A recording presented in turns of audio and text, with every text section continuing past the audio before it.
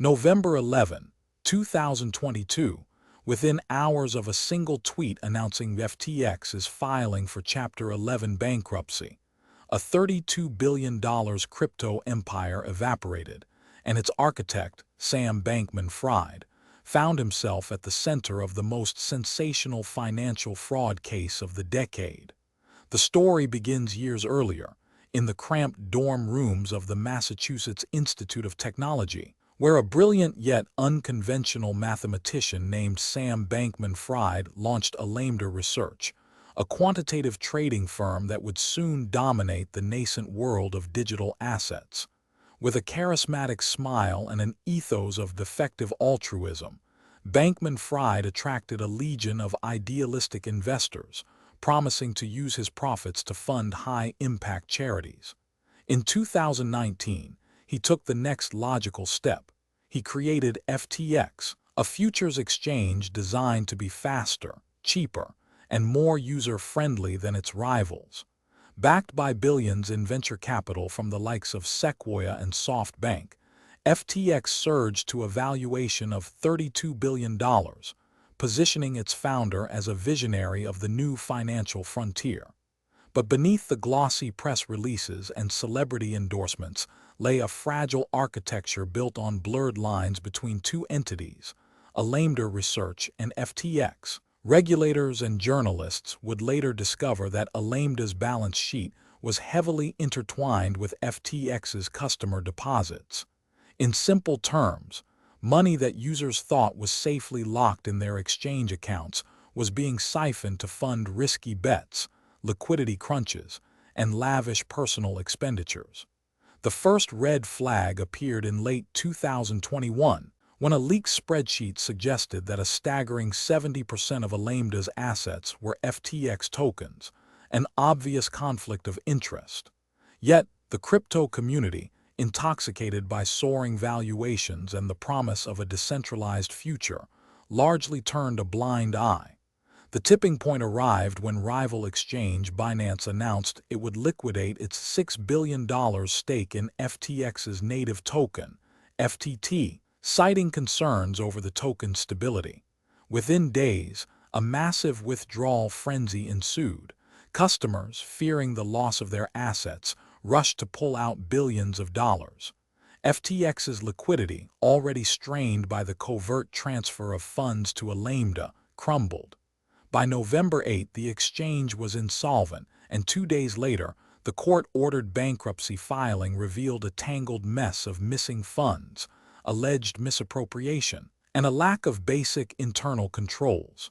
The United States Department of Justice, the Securities and Exchange Commission, and the Commodity Futures Trading Commission launched a coordinated investigation, culminating in an indictment that read like a crime novel.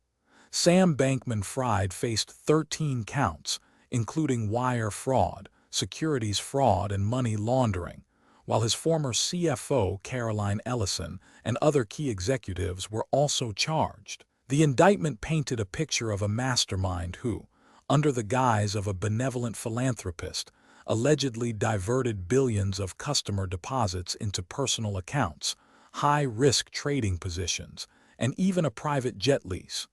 The trial, which began in October 2023, unfolded under a media spotlight rarely seen in financial courts. The prosecution's case hinged on a trove of internal emails, chat logs, and financial records that showed a systematic pattern of fund commingling.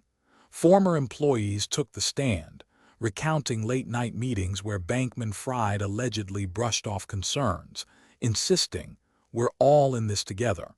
One poignant testimony came from a former risk analyst who described how requests to move funds to cover Alameda's losses were met with a calm reassurance. "It's just a temporary loan."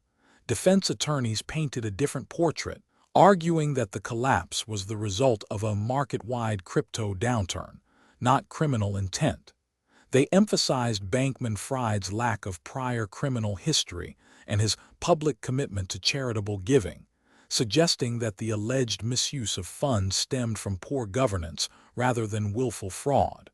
They also highlighted the nascent nature of crypto regulations. contending that the legal framework simply had not caught up with the industry's rapid evolution. After weeks of testimony, closing arguments, and heated objections, the jury deliberated for 3 days. The verdict, delivered on December 15, 2023, was unequivocal: guilty on all counts. The courtroom erupted as the foreperson read the charges: wire fraud, securities fraud, and conspiracy to commit money laundering, each accompanied by a sentence of years in federal prison. In the weeks that followed, the judge imposed a cumulative sentence of 25 years, a staggering $10 billion restitution order, and a lifetime ban from serving as an officer or director of any public company. The aftermath of the trial sent shockwaves through the cryptocurrency ecosystem.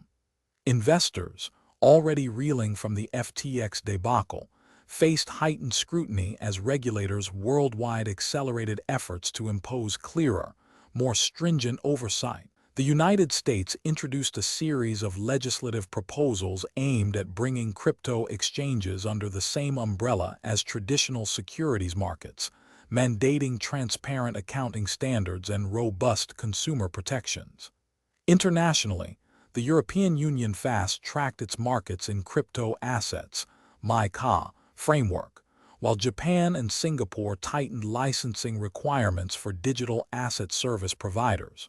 For the victims, individuals who had entrusted their savings, retirement funds, and even charitable donations to FTX, the road to recovery remains long and uncertain.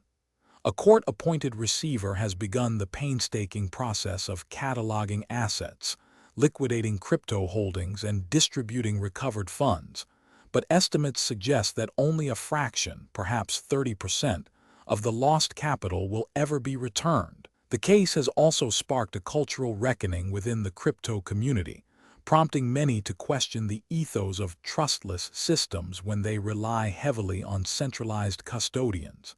Beyond the financial ramifications, the trial serves as a cautionary tale about the perils of unchecked ambition and the seductive allure of rapid wealth. Subscribe to The Verdict for more stories like this.